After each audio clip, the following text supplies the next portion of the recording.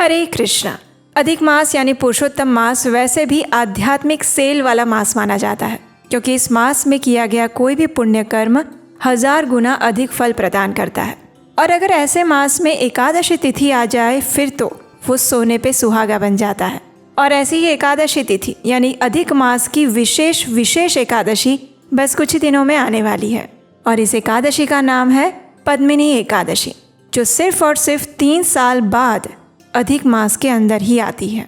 तो चलिए आज के इस वीडियो में जानते हैं कि इस बार पद्मिनी एकादशी कौन से दिन आ रही है, इस दिन के विशेष मुहूर्त क्या रहेंगे और अगले दिन पारण करने का समय क्या रहेगा। आइए इस अधिक मास की विशेष पद्मिनी एकादशी कब है, ये वीडियो आरंभ करते हैं। इस बार अधिक मास में ज्येष्ठ मास की पद्मिनी एकादशी आ रही है 27 मई 2026 बुधवार के दिन। एकादशी तिथि आरंभ हो जाएगी 26 मई 2026 को सुबह 5:10 पर और ये समाप्त होगी अगले दिन यानी कि 27 मई 2026 सुबह 6:21 पर। पद्मिनी एकादशी का पारण करने का समय रहेगा अगले दिन यानी कि 28 मई 2026 गुरुवार के दिन सुबह 5:25 से लेकर 7:59 के बीच में। तो इस प्रकार इस बार अधिक मास में आने वाली पद्मिनी एकादशी का पालन हम करेंगे 27 मई 2026 बुधवार के दिन।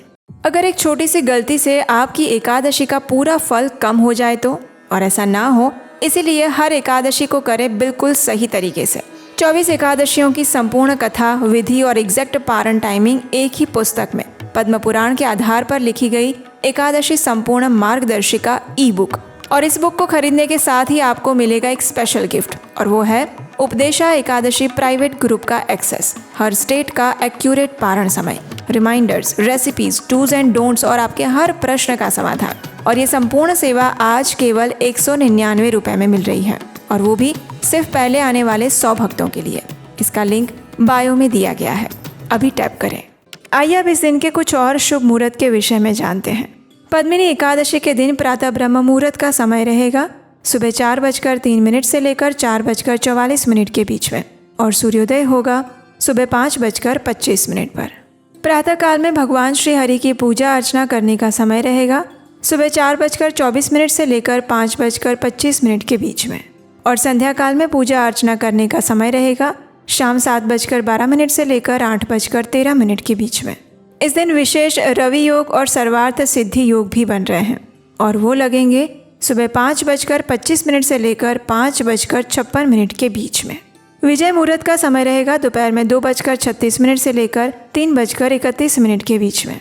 इस दिन राहु काल का समय रहेगा दोपहर में 12:18 से लेकर 2:02 के बीच में। इसी एकादशी के दिन भद्रा का वास भी रहेगा, और वो होगा सुबह 5:25 से लेकर 6:21 के बीच में। लेकिन इस बार भद्रा का वास पाताल लोक में होने के कारण वे पृथ्वीवासियों के लिए नुकसानकारक नहीं होगी, मंगलकारी ही समझी जाएगी। हमारे शास्त्रों में वर्णन आता है कि प्रातःकालीन स्नान करने से मनुष्य अपनी आध्यात्मिक उन्नति कर सकता है, लेकिन अगर प्रातःकालीन स्नान पवित्र नदी में किया जाए तो उसका अनेक गुना अधिक फल मिलता है। उसी प्रकार से पुरुषोत्तम मास जो है वो स्वयं भगवान श्री नारायण का मास है। परम भगवान श्री कृष्ण पूर्ण पुरुषोत्तम का ये मास है, इसलिए ये मास पहले से ही अत्यंत पुण्य फल प्रदायक और मंगलमय माना गया है। लेकिन उसमें भी आने वाली एकादशी तिथि अगर उसका श्रद्धा और निष्ठा से पालन किया जाए तो ये मनुष्य को सर्वोच्च परम गति त्वरित प्रदान कर सकती हैं। ये अत्यंत दुर्लभ संयोग है, क्योंकि ये पद्मिनी एकादशी भी अधिक मास की तरह 3 वर्ष बाद आती है।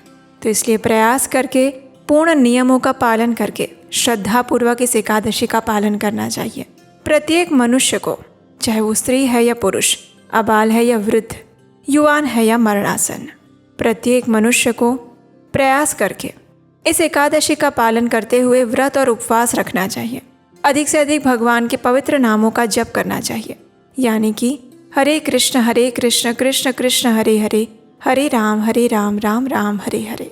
इस महामंत्र की अधिक से अधिक माला पर जप करना चाहिए। कई बार लोग कहते हैं कि हम तो भगवान का नाम जप सदैव करते रहते हैं, मन में स्मरण करते हैं, लेकिन हमारे आचार्यों द्वारा बताई गई रीत ऐसी नहीं है। हमारी गुरु परंपरा हमें सिखाती है कि भगवान के नाम जप का उच्चारण माला के ऊपर एक स्थान पर बैठकर पूर्ण एकाग्रता के साथ करना चाहिए।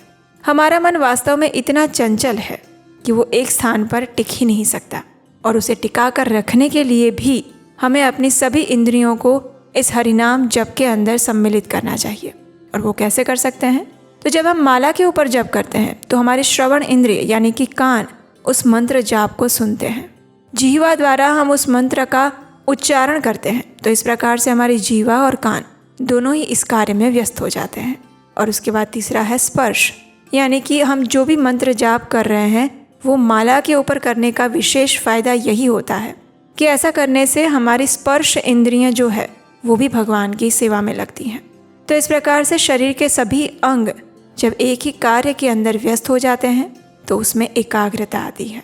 और आध्यात्मिक रूप से देखा जाए तो एकादश इंद्रियों को वश में रखना यानी एकादशी का व्रत करना।